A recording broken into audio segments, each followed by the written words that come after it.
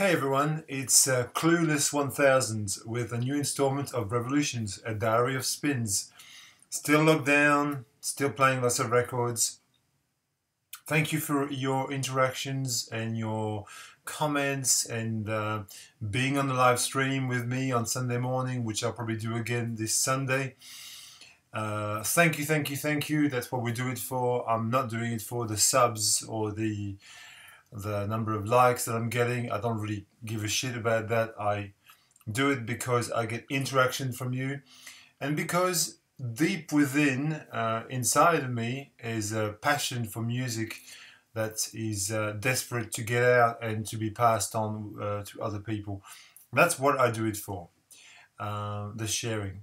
So, without further ado, I will start. And this week, I've played this. I'll start with this classic, this German classic, Kraftwerk, Radioactivity, and I'll take a moment to share my German viewer and pen pal, Tamo. If you're watching, Tamo, it was so good to talk to you and have these exchanges. Es war unheimlich großartig, dich kennenzulernen. This is the fifth record from Kraftwerk. It's sandwiched between, I think, Autobahn and The Man Machine from 1975. It's a very, dark, atmospheric, almost apocalyptic, minimal wave, minimal synth, sort of synth pop record with the iconic title track, Radioaktivität, with its legendary introduction. There's also radio waves on this. Oh no, sorry, airwaves, uranium, Radioland. Yes, a great album by Kraftwerk. If you don't, it's a French pressing, original French press, I think, on Pâté Marconi. And I pulled this out because every Sunday I've got a record digging, like a record loving buddy that comes here, Christian, and I'm allowed, because I live alone and I'm single and I don't have a family. Under the lockdown rules, I'm allowed to have one person from another household that visits me, and I've chosen him so that we can play records together. And I pulled the Kraftwerk because I pulled this out, which is the second Simple Minds record. It's called Reel to Reel Cacophony, and it's got a textured cover. It's got a very sort of fear of music aspect, doesn't it? And this is a not very well known Simple Minds record. People tend to know Empire and Dance, or maybe their latest, the big hits with Alive and Kicking and all the songs, which I also like. Don't get me wrong. But this is their real, post-punk phase. This was from 79. It's almost like a tribute album, but the first track, Reel to Reel Cacophony, is basically plagiarized entirely on Radioactivity. I don't even know how Kraftwerk didn't sue these people. I don't know. Anyway, if you listen to it, you'll know straight away. And there's nods to Devo, to Tuxedo Moon, to the Talking Heads on this. There's nods to also Brian Eno and David Bowie. Like, this album is very sort of like, it wears its influences on its sleeve. The band led by Jim Kerr from Scotland, the Simple Minds, great band. I've got almost all of their albums. I love them all. They're great.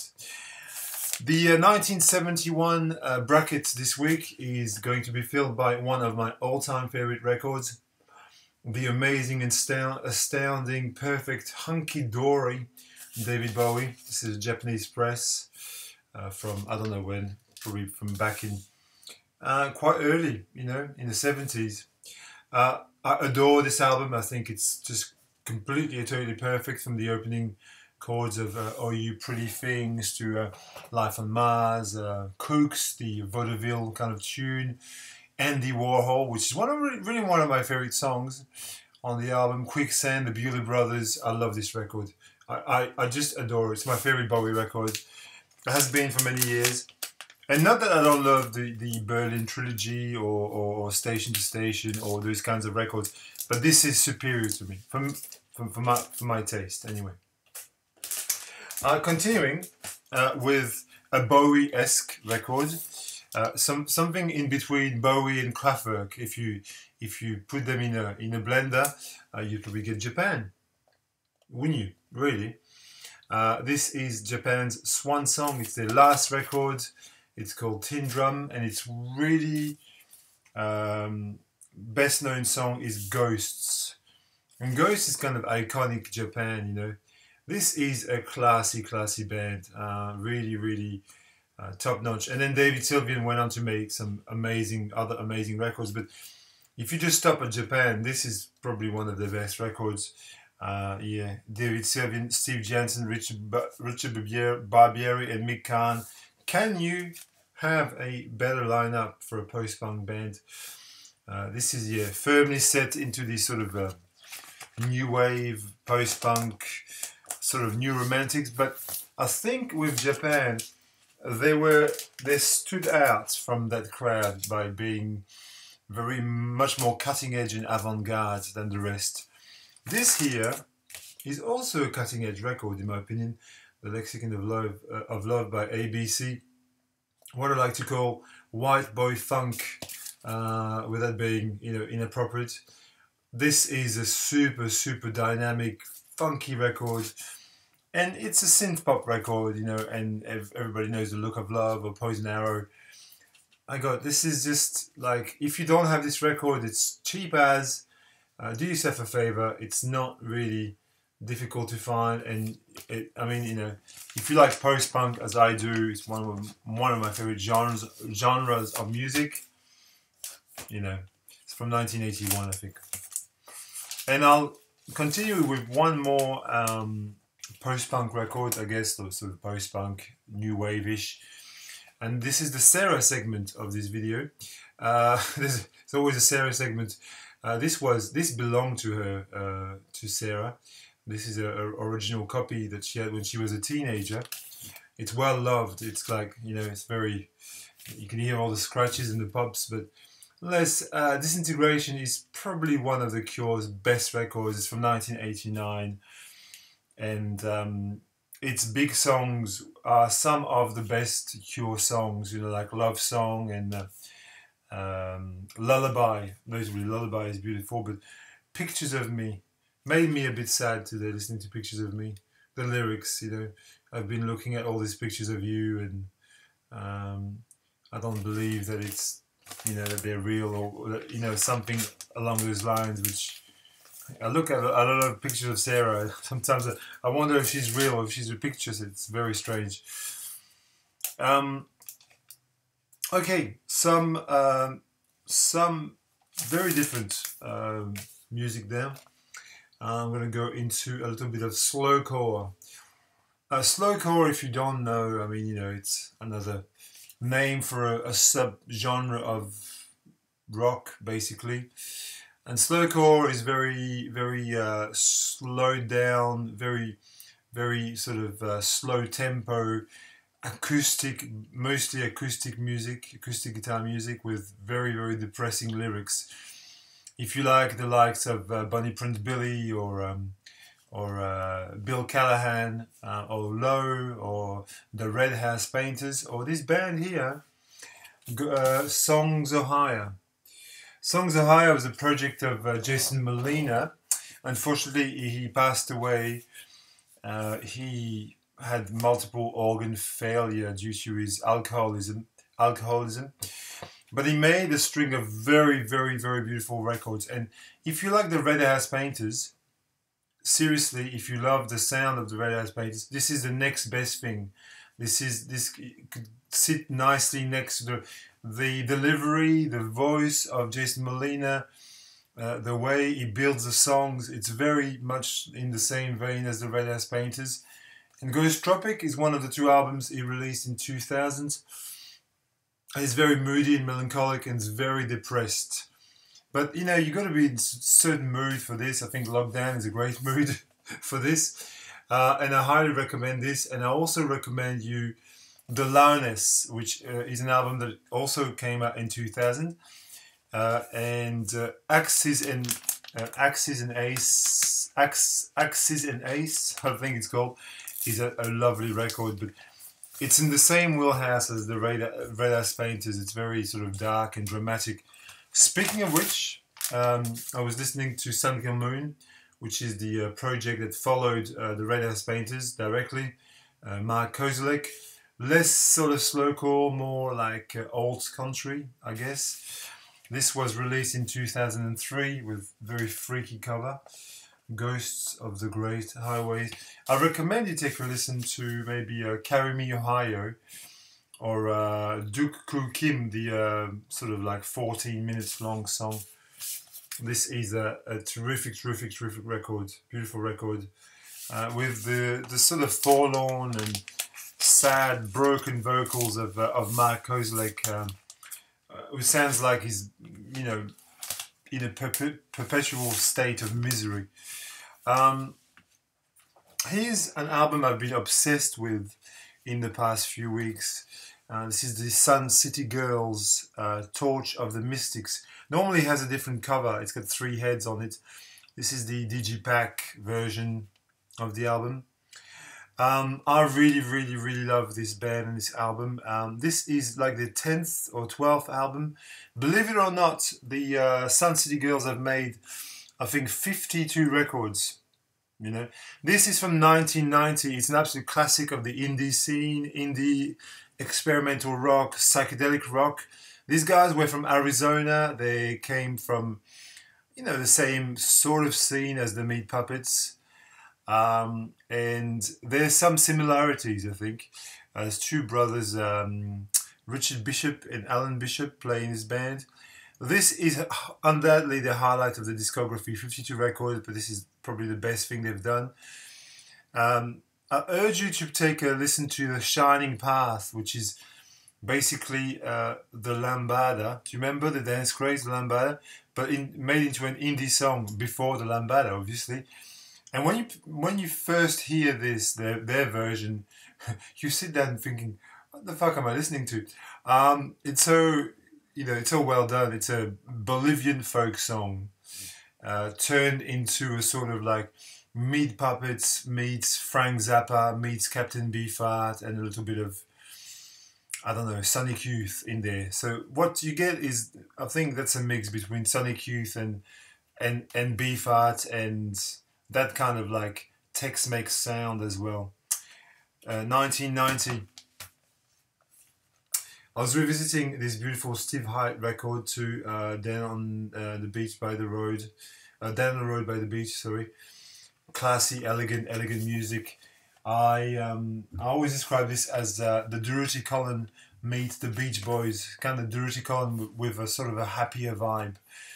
Very sort of, you know, it's guitar-driven music. A lot of it is instrumental. There's a bit of vocals. Steve Hite was a photographer, English photographer. He's passed away since, but who you can see his photos, beautiful. Like, I love this booklet. I love it to bits. It's just beautiful. Like, it's an art project, you know. I love when there's a good booklet like this with something sort of meaningful, you know. Like, sometimes the booklets in I don't know if you agree, but the booklets inside of records, I think there's just too much stuff, and you never get to read anything. But this is really classy. And he was an English photographer, guitar player. He went to Japan, hooked up with a bunch of session musicians, and made this record. It's delightful, very spacey, ambient, atmospheric. I think if you like the Durutti Colin, this is the next best thing. It was recorded in 1983, and it says at the bottom, "This is a guitar album." Indeed it is. The next record is kind of a library music, sort of, it's difficult to describe. It's called Mad Music. It's a Boston record from the 70s, the late 70s. There's not really much information. This was sent to me a long while back by my friend Mike, Bostonian Reggie, who will be watching this. And I revisited this week. I love this record. It's very moody, and it's got a lot of different styles. You know, there's a lot of like beautiful harp, very ambient, atmospheric, and then it goes into more disco-ish kind of beats. It's a real outsider record, you know. I'm not sure I can say very much of meaning to explain this. You just take a listen to it. It's called Mad Music, you know. So that's all I'll say, you know. Instead of trying to waste your time and invent something. But I really enjoyed it. Enjoyed revisiting it. I also played expansions by McCoy Tyner, which I just picked up recently. It's a Tone Poet, and Tone Poet this time had the good taste of making a single record, which I love. Thank you very much. They take so much space, those things. This is a dynamite record. You know, this is a 1968, I think, 68 record, produced by Duke Pearson. The lineup is To Die For, Woody Shaw, Gary Bartz, Wayne Shorter, Ron Carter, McCoy Tyner, Herbie Lewis, Freddie Waits. This is like a Modal Coltrane record without John Coltrane. Basically, more or less, you know, that's the best thing I can explain. And if you take a listen to Song of Happiness, it's a great track. 11 minutes of just pure modal joy. But I think, you know, I don't want to pick up too many of these Tone Poets because but they sound good, to be fair. And when you've got a system that can handle the because I have a system which is reasonably good with audiophile-ish sounds. Not that it is really audiophile or anything, but I've got a good cartridge, good speakers, so I get a bit of detail in there, which is nice. If you've exhausted all the Henri Texier albums, you know, if you've gone through Varesh and Amir and the like, and you want something that sounds a bit like that, this is your next best thing. It's François Rabat. He's a French Syrian cellist and saz. This is a saz. It looks like an oud, but it's a saz. This is on Moshe Naim. These are not very expensive to buy. I mean, I don't know. I bought these years and years ago, but when I bought them, they were just really cheap. There's a few of these. I think this is my favorite of the lot. Sazmorphosis. It is like a Middle Eastern.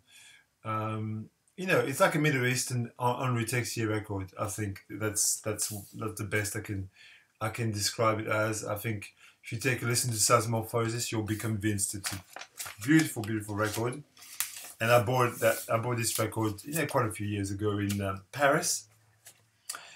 And another French record here is this beautiful Verto record, Verto. It's called the Krieg Volubilis. There we go.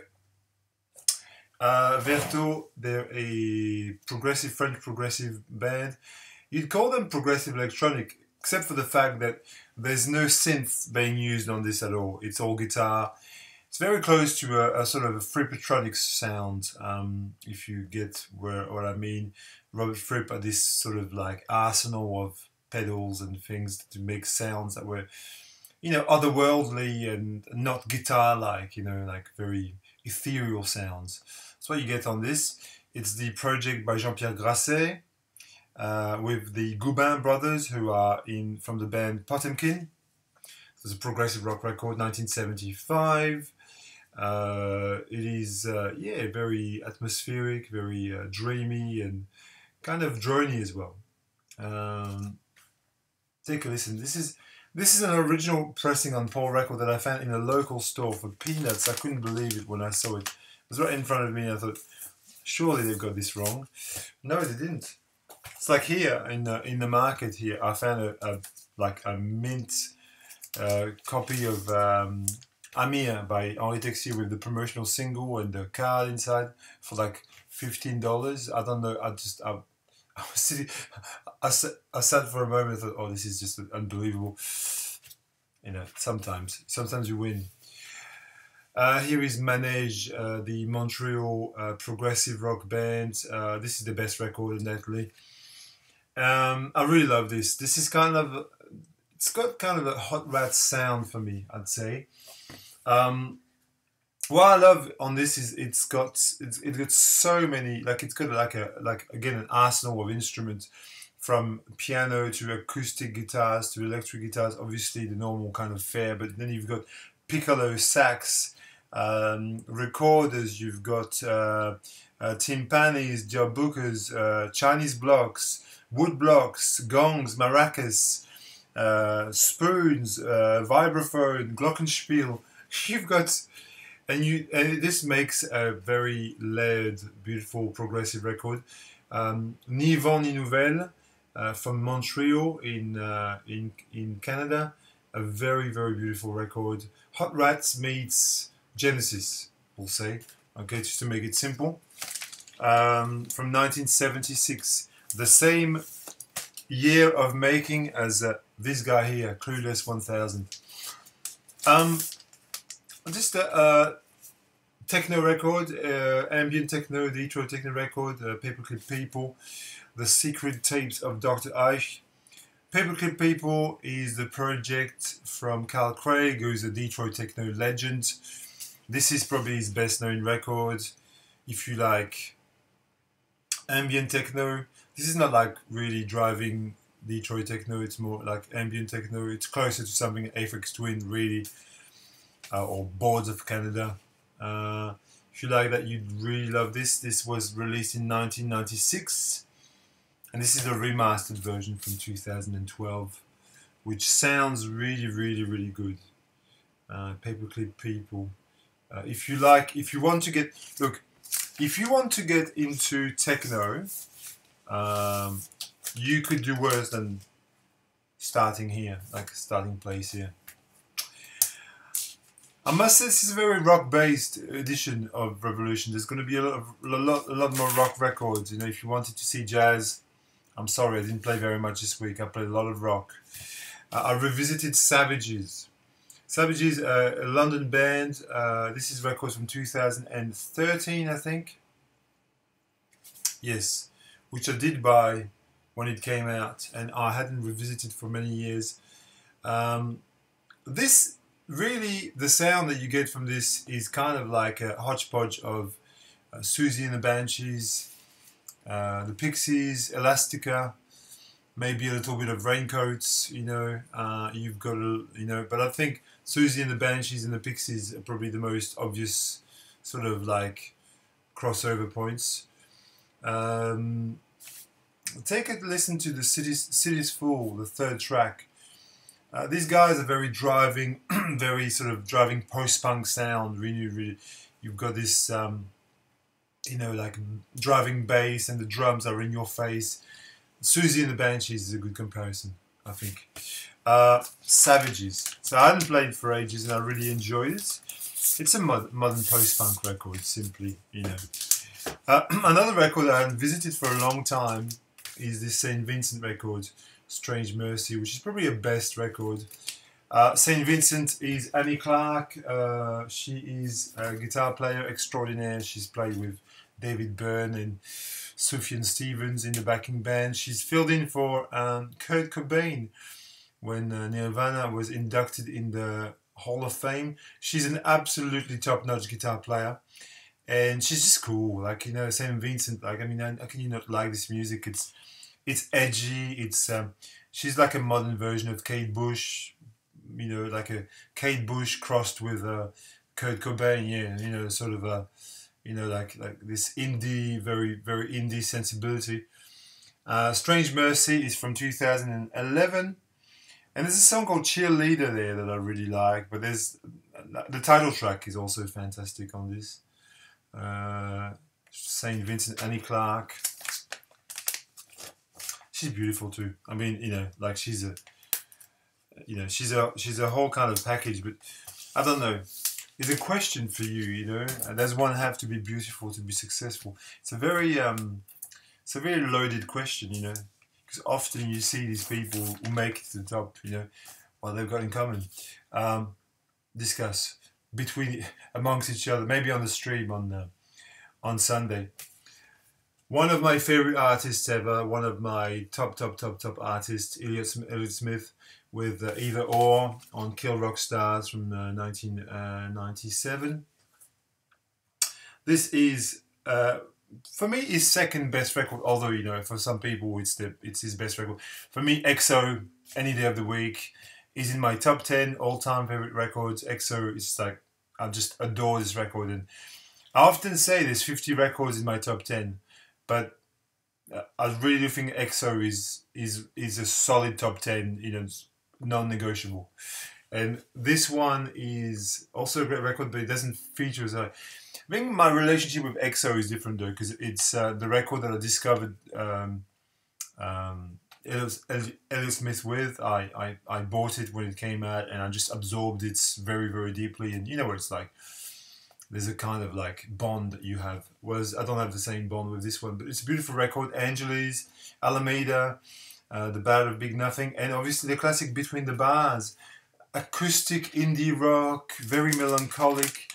I was talking about slowcore before, but I think, in a way, Elliott Smith is in his own way. Sorry, I can't talk. A slowcore artist, like it's got this kind of really deeply sad thing, but it's more like indie pop, indie rock. A shout out to Stephanie Twigirl, if you're watching this. We're talking with her just earlier, and we're just chatting on the fact that this record is a great record. I was saying that this is not a record that I go for when I listen to Sonic Youth. I go for Daydream Nation and Goo, and especially Dirty. I think Dirty is going to be my favorite one. But she said the favorite is Murray Street, and I think it's a great record. And we were talking about the song Disconnection Notice. Yeah, this is another modern classic, but I need to spend more time with it. It's from 2002, yes. Sonic Youth, which no longer exists, sadly, but is a great band from the city of New York. A couple more. It was a classic neo-psychedelia record, very much the bastard child of the Velvet Underground and the Jesus and Mary Chain, and something like very druggy, hazy music. Spaceman 3. Sonic Boom and Jason Spaceman, Jason Pierce, and what's his name? Kemba, Eric Kemba? No, what's his name? I can't remember. Sonic Boom, we'll call him that. And this is probably the best album, really. Very sort of hazy, melodic, kind of like you get into this and it just puts you into a mood. If you like My Bloody Valentine, if you like Jesus and Mary Chain, if you like those kinds of sort of shoegaze bands, I think this will be for you, definitely. If you like the Velvet Underground, of course. This is an English band, yeah. I think I see they've just reissued the classic Spiritualized record. Spiritualized is the band formed by Jason Spaceman. And their record that they've just reissued is called Ladies and Gentlemen, We're Floating in Space, which is like uber classic. And here is Opal. Opal is Kendra Smith. She was in the Dream Syndicate, sort of a Paisley Underground band from LA, and this is sort of what she did afterwards. It's very Paisley Underground as well. Paisley Underground, if you don't know, is a subgenre of dream pop, psychedelic pop, So you've got the stylings of, it's a very, you've got bands like the Dream Syndicate or, what's that band called? The Rain Parade. The Rain Parade is very sort of, and you've got, it's neo-psych, it's neo-psychedelia, but done in the 1980s, basically. It's, and this is very much in that vein, Happy Nightmare Baby. This record reminds me of an old YouTuber called The Infinite Groove, Anthony, who used to make videos. He was a really cool dude. He was from, I think, Phoenix or somewhere like that. and he said to me, "You must buy this record," and I did buy it. Yeah, beautiful, 1987. And I think that's all I've got for you now because I've spoken enough, and you know, I'll go crazy if I talk anymore. Leave me some comments, talk to me, interact with me. Um, be a good guy, be a good dude. Don't do something your mum wouldn't like, as I always say. And I'll see you on the stream otherwise. Take care, everyone.